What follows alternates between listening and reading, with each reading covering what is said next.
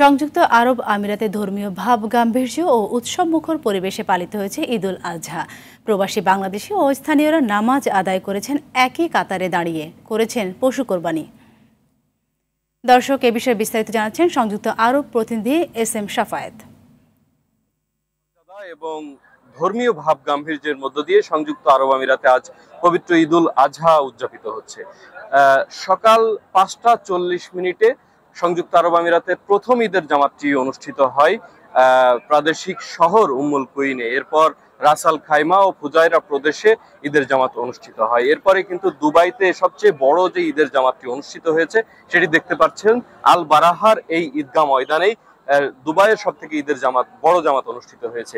সর্বশেষ ঈদের জামাত অনুষ্ঠিত হয় 5টা 50 মিনিটে সংযুক্ত আরব আমিরাতের রাজধানী আবুধাবির শেখ জায়েদ গ্র্যান্ড মসজিদে।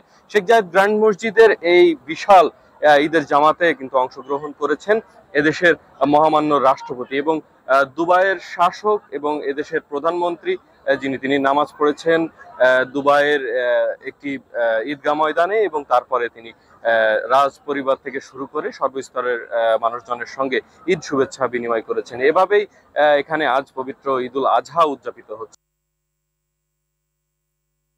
সংযুক্ত আরব আমিরাত থেকে জানাচ্ছিলেন SM শাফায়েত।